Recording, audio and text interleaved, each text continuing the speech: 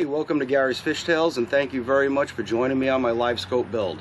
So this build started in August of 21, and I waited 6 months so I could thoroughly run it into trees and through grass and everything else. So when I say it's a quality product, it's a quality product. Everything about this is all factory parts. So everything here is a Minn Kota part.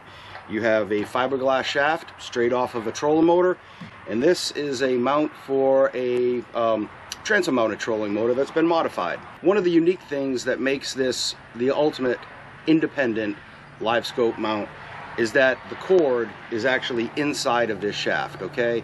Except for the little 2 inches right here, and then of course what goes to your screen. So above the deck. But everything below the water, there's no cords to get tangled on anything. Everything looks factory, it looks nice, it looks like it was meant to be there. So, stay tuned, watch the video. This was one of my first videos I ever did. It was in the garage, it was 90-something degrees, so bear with me a little bit on the video. I tried giving you all the info I could. If you have any questions on what I did in the video that you don't understand or you didn't get, contact me. Put a comment in there and I'll be more than happy to reply if I can. If the comment's already in there though, I'm not going to reply. So read the comments, make sure you're not asking it twice. And then after the video, I'm going to go through 2 or 3 things that I did to this that weren't in the video that truly makes it the ultimate LiveScope mount. So stay tuned, I hope you enjoy the video, and we'll talk to you after the video.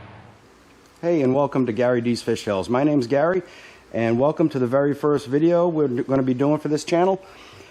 So today is not going to be a fishing video. Today we're going to do a little self-help or a how-to video. One thing a lot of people want is a GARMIN LiveScope, but they don't want it on their trolling motor because they can't control it while in spot lock or while you're motoring around. And you want to look around and check under pilings and trees and stuff like that. So having an independent shaft is the ultimate feature for the GARMIN LiveScope. There are many ways to do it. A lot of people just use PVC pipe. That's fine. Do it any way you wish. This is a little more expensive.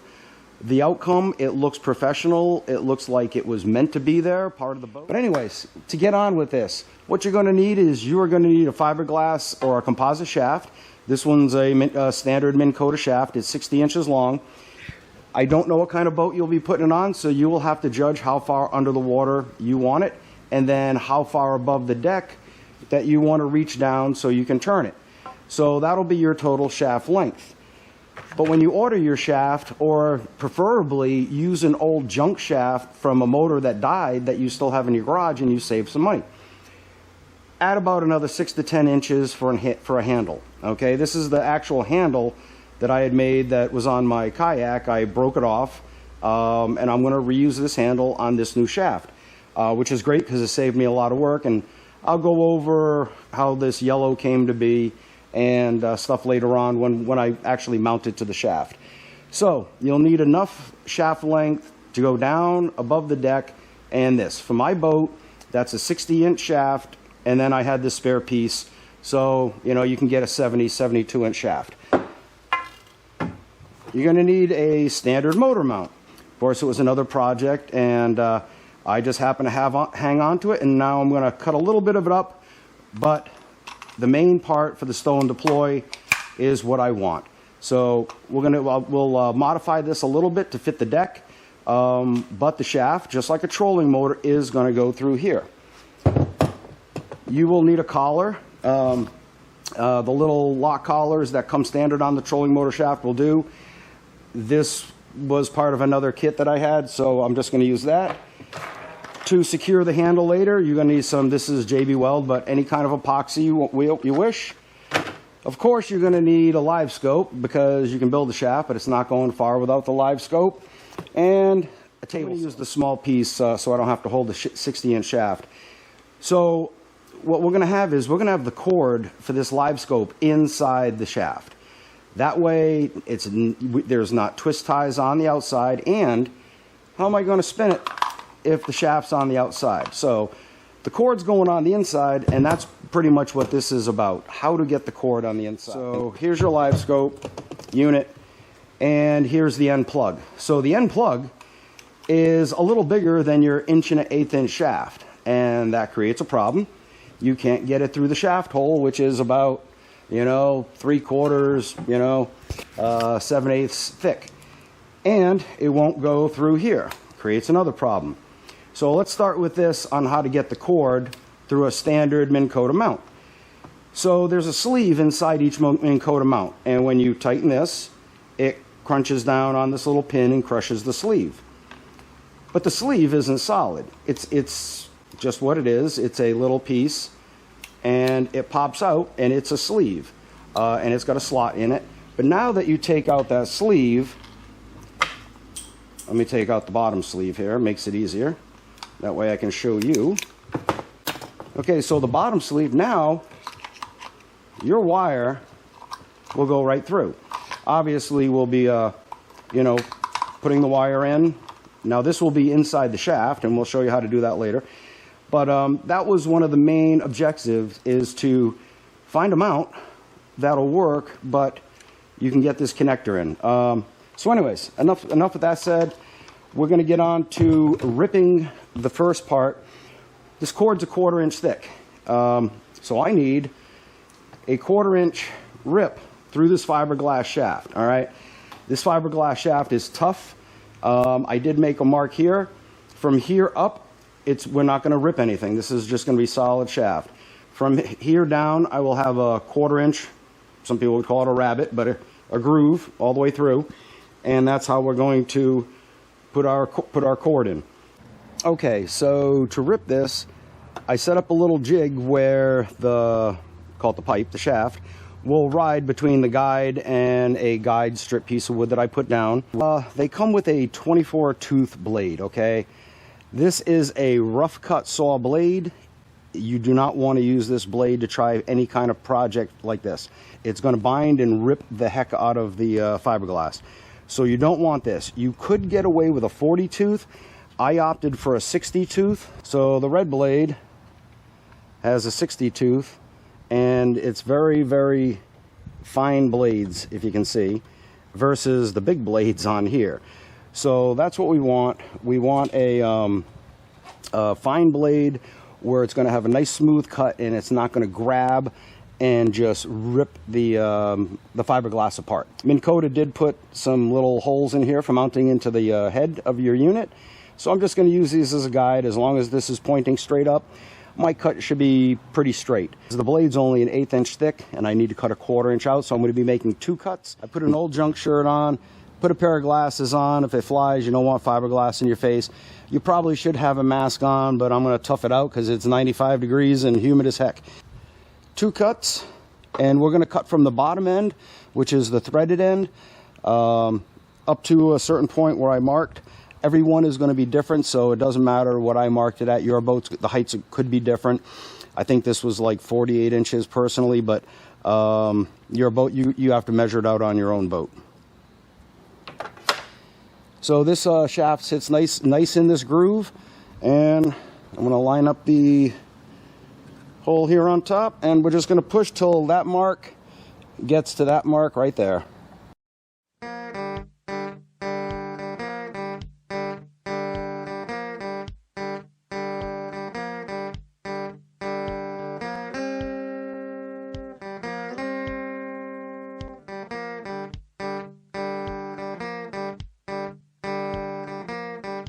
If your front door's locked, I'll come to your back door. If your front door's locked, I'll come to your back door. Let me in once, I'll be back for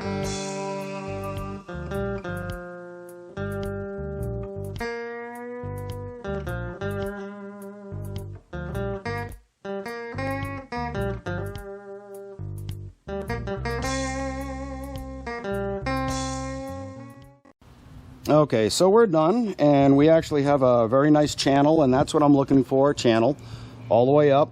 And let's just see if the cord fits in there. If not, I'll have to go a 1/16 further or whatever. Okay, so took a shower, cleaned up, feel better. Anyways, now we got to put the handle on. So first you got to make the handle before we work on this piece.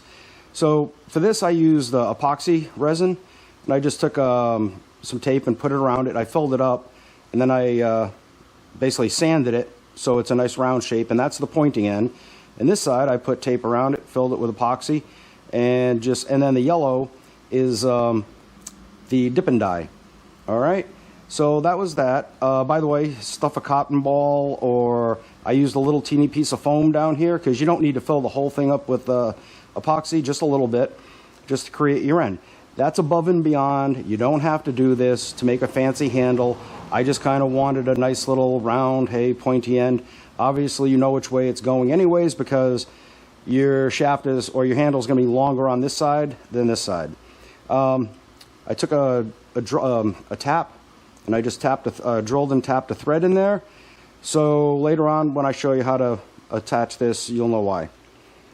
So to make this sit on here properly like a normal pipe joint, we have to cut a U in this.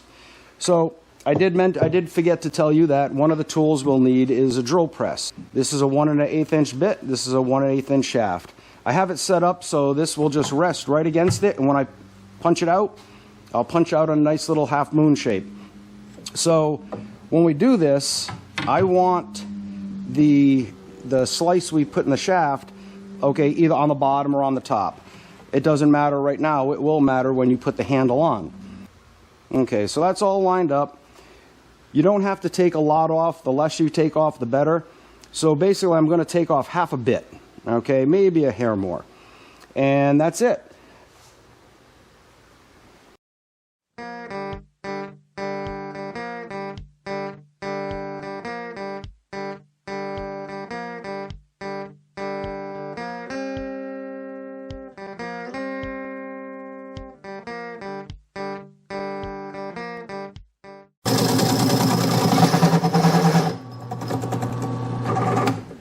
And I forgot to put a block of wood under the bottom, and I just ate into my base. Don't do that. Just going to take a knife and trim off the very thin, loose fiberglass. And I'm just going to take a piece of sandpaper and get all that stuff off that I couldn't get with the knife. Okay, so when you're done cutting it, oh, and by the way, when you use the bit, don't have this comes with a drill in the middle. Take the drill part out. You don't need it. It won't work with it. So when you're done, it's going to look like this. It's going to be a little half moon, and then on this side will look like a little top. But your handle now fits perfectly in there, okay? And that's what it'll look like from the side. And if I had the handle on the way it's supposed to go. So now all we got to do is I'm going to put a little piece of foam in here, and I'll I'm going to put this type of screw in. It's just doesn't have to be stainless steel. This will never get wet, but it'll just be a couple of threads, and this will go in here, and it will be embedded with epoxy. It's going to be very, very sturdy. It's probably one of the best ways to build a handle. All right, so let me get this epoxied. And when you do epoxy this, we're going to fill up just to the base of the lower portion. Because when you put the screw in, it's going to overflow. So, you know, kind of judge, you know, 1/8 of an inch or whatever. When you put the screw in, I'm actually going to inject some some epoxy into the screw hole. Then I'll put some epoxy around the threads. When I thread it in, that way the interior will have some epoxy, and when it's sitting drying, it'll hopefully cure around it. So the next piece of the puzzle is your mount. If you're going to transom mount it, you're done. You don't have to do anything to it. Mine's bow mounted, so we're going to cut off this section right here. I'm just going to do that with a handsaw, and then I'll be able to lay this down on a piece of, I'm going to use starboard. Let me cut this off and get to town.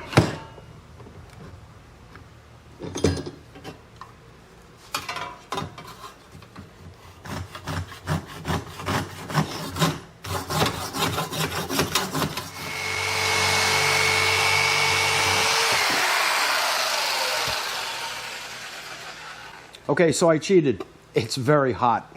I started off with the handsaw. I was like, you know what? Let me get my jigsaw. So, got to cut off It's actually a very nice cut. I'm just going to sand it down. I might put it on the disc sander there, just make sure this is nice and level, because this is what's going to be sitting onto the starboard material here in about 10 minutes. Okay, so I broke out the palm sander just to make sure the ends were very level. So everything's nice and good. This is what it should look like when it's done. Okay, so I had a piece of leftover 1 foot by 1 foot 1/4 inch starboard. I ripped it to length or width, and it actually worked out nice because I do need about 1 foot long. So this fits perfect under here now, and it's just a question of how I'm going to mount it. So originally I was hoping this would be big enough and I would just put the screws through here to the deck, done. But we have to use this, and I kind of thought I might, but I was hoping I wouldn't, but I do.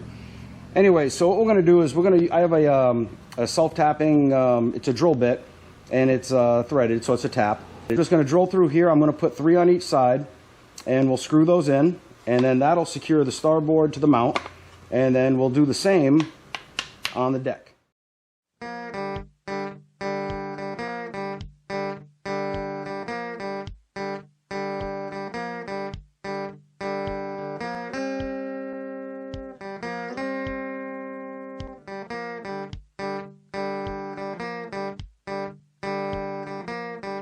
If your front door's locked, I'll come to your back door. If your front door's locked, I'll come to your back door. Let me in once, I'll be back for more.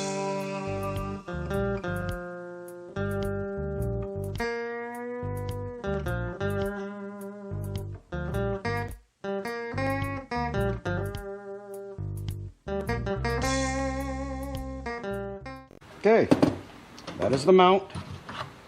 That's done. You'll be able to see those, but they actually butt up kind of nice against the that piece, so it looks like it's supposed to be there. The first thing we're going to do is you're going to put the connector through. So this is a puzzle.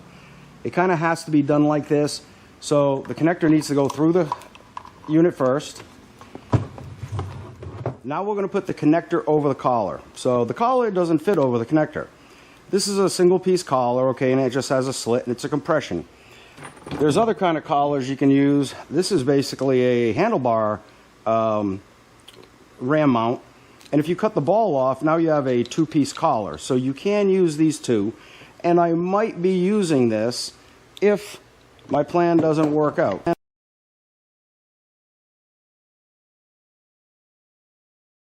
So what we're going to do is I'm going to put this in the vise. We're going to stretch this open so I can fit the cable through.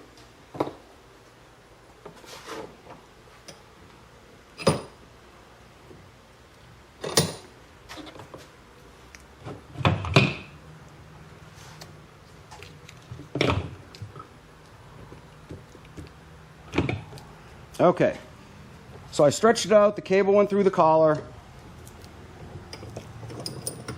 and now we have the collar that goes over. So this will go around the shaft, and this is what's going to keep your shaft at a certain height so it doesn't slip down through the fitting. There is an adjustment on these.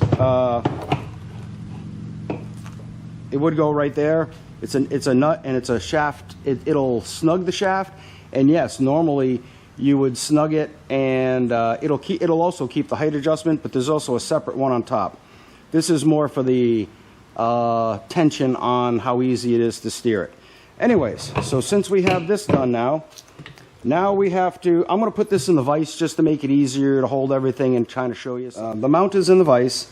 I got a little overzealous. I started putting the cable in now. Now that the cable's in, I can put the collar on. Now right here, this is a threaded collar, but once it gets past the threads, it'll just slide up the shaft, no problem. So now what I'm going to do is I'm just going to continue to pull the cable through the shaft until the very end, and I will pull it all the way until the transducer is right here.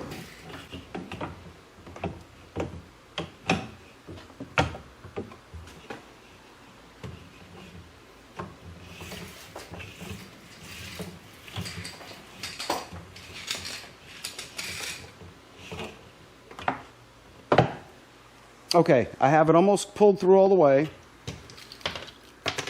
Now I'm going to put my collars on. Now the collars are no problem because they're split in two.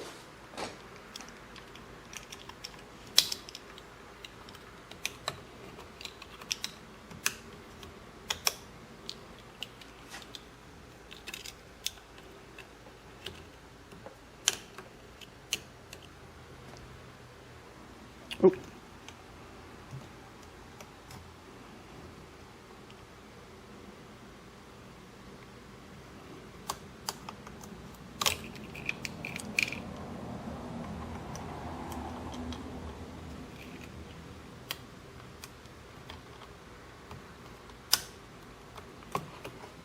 Okay, the collars are on. Now we'll just put the pipe through.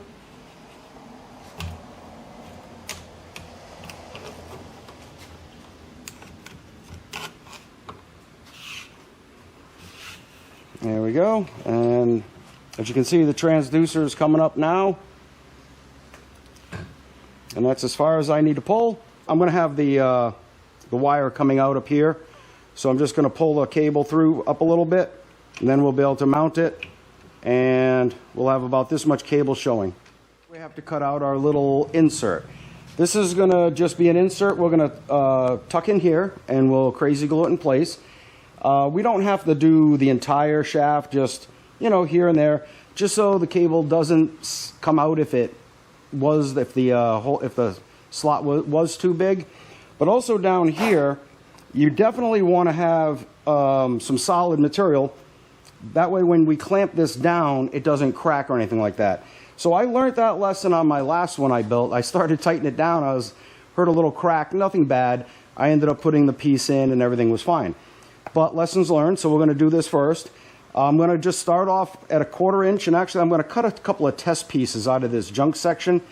Try to fit them, make sure that I got the right size. No need to cut a long piece because after that, you're not going to rip down on a table saw a 1/4 inch piece of PVC, so you're just wasting material. So let me go cut a few pieces of this, size it up, and then we'll pop a few in place. It is the next day. Yesterday, I ended up getting a phone call, and it was just way too hot, so I called it quits. And so this morning, before I started the camera, I ripped 2 of the pieces that we're going to use to fill up that 1/4 inch gap. The head, this is all nice and level. I have the end on a box. And the only thing I have to do right now is just tighten this down and mount it on the boat. So let's just snug this down. I have a small piece of this under here so I don't crush the fiberglass.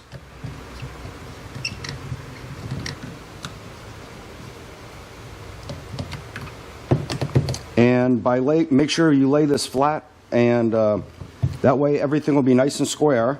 And you really shouldn't have any adjustments once it's in the water. If you do end up pointing it somewhere, and obviously with the cone, the further out you go, it may be a little off. So if you want to set it at 40 feet, it might need a tweak. If you might want to set it at 80 feet, it might need a tweak. I just leave it pretty much where it is here, and it should be pretty close to where you want to point it. You can fine adjust it. Make sure you use the rubber gasket that comes with this so it doesn't slip on the shaft. If it falls off, it won't go anywhere because the cord's holding it, but still don't want it falling off. And you don't have to over tighten them, just real good. That's not going anywhere. So basically we have this, the cord's going into the slot, and the only thing we have left now is to pop these in. And we'll put just a 1 drop of crazy glue, you know, every couple inches. It's not going to fall out. Actually, the last shaft I used foam. I had some nice soft gray foam, which matched the shaft pretty good.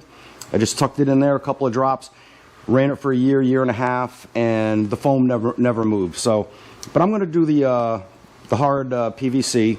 Okay, now that the end's all tightened up, we're just going to slide the collar up, basically as high as it'll go, and we're just going to rest it against the cable, and we'll tighten the collar up. If you have a different type of collar, hey, whatever you're doing, you know, tighten it up appropriately. Okay, so the collar's set. So now this will, this will be nice in reach, and you can go anywhere you want. When you put the handle on, again, ensure that the slot is at least kind of behind you, that you want the cable towards the boat. If you make a mistake and you put the cable in front of you, hey, so we have a finished product. Transducer, mount, deploy, and go. Plain and simple, and I hope you enjoyed the build. I'm going to show you some pictures after it's installed, or a brief video after it's installed. Okay, well, hey, I hope you enjoyed the build of it.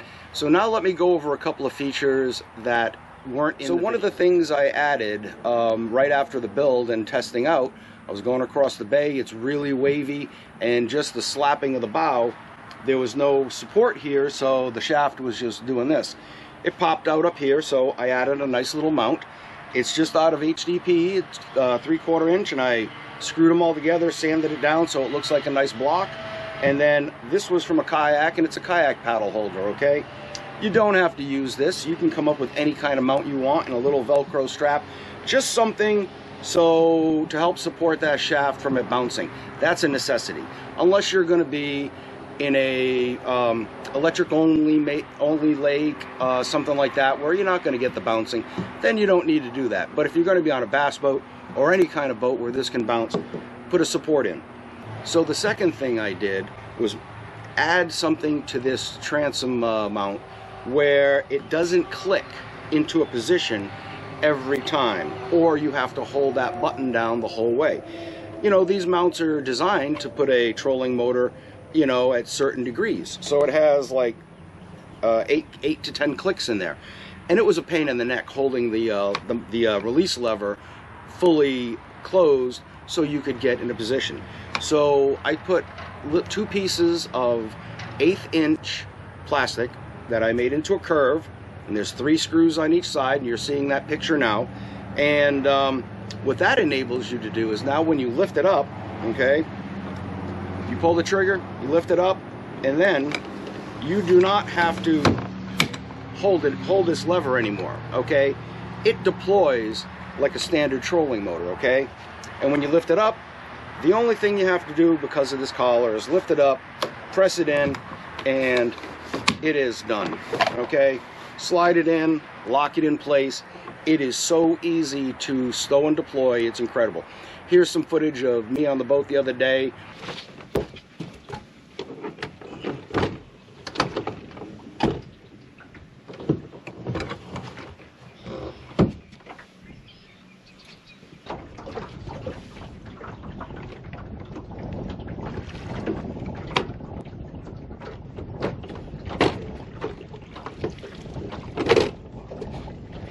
So here it is one more time, deploying and stowing this unit. So the first thing you do is loosen this little knob, because that locked my shaft into place, just like it would be a trolling motor. You loosen that, you press the button, well, I slide it out, then I press the button, lift it up, and it's done. Then you just snug down your little knob over here, which puts tension on the shaft so it doesn't spin freely. If you don't, it spins a little too easy. So you just tighten it up to where you like it, and it stays in a position. To stow it, loosen up the little knob so you can lift it up a little bit, press the button, and pull in, okay? Lock it in place, and you are done. So it is obviously user-friendly because it was created by Minn Kota. So the shaft, I didn't get any close-ups of the shaft after it was built, but as you can see, let me loosen this up. As you can see, the cord goes in right here, and then for the entire shaft, up until where it comes up here, is the cord's inside the shaft. So there's nothing to tangle, and that is what enables this to spin 360 degrees or more. You don't want to twist the cord that much, but you can spin 360 degrees as much as you want, and nothing to tangle. So this is a great feature of this. A third feature I added was my initial plate. My initial plate, I made it was a 1/4 inch piece of HDPE. I think in the video you'll see I added another plate later. I put a little comment there, but I just put 2 pieces, so if you buy it, get yourself a 1/2-inch piece. And then for bolting, it was just self-tap screws.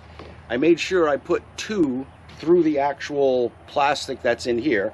Of course, the mount is, the HDP is screwed from the bottom into the Minn Kota mount, but for security and everything else, because you don't know how hard you're going to hit logs, I have 2 bolts through the mount and the plate that I made. And then I did an overkill here. I put 6. You can get away with 2 or 4 or whatever. It's up to you and on your boat. And one thing I might not have mentioned in the video, I'm going to try to put it in there, but if not, this collar that I use as a stop on the top is from a Minn Kota power drive unit, okay? And on the power drive units, this is down near the head of the motor, and when you stow it, there's a little latch that clicks here and you have to press a lever to undo it and all that.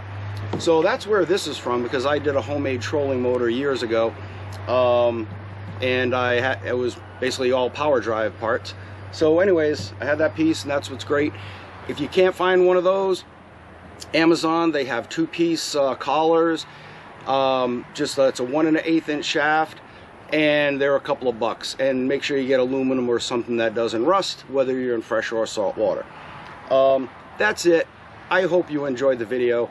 I hope you build one yourself. Let me know what you think. And other than that, you guys take care. Have a great day.